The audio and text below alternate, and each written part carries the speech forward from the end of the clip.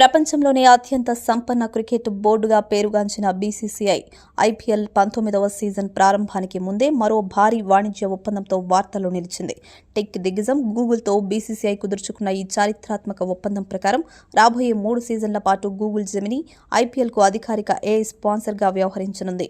మార్చి నెలలో ప్రారంభం కానున్న ఐపీఎల్ 2026 కోసం ఈ బ్లాక్ బస్టర్ డీల్ కుదిరినట్లు సమాచారం.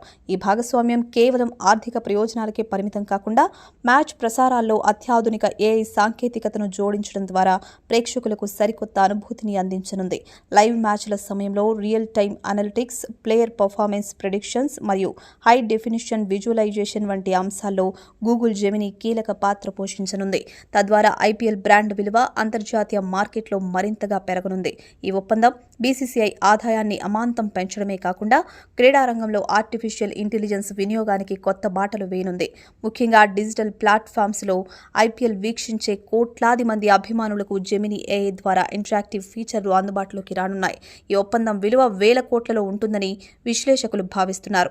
ఇది ఐపీఎల్ను ప్రపంచంలోనే అత్యంత ఖరీదైన లీగ్లలో ఒకటిగా మళ్లీ నిలబెట్టింది.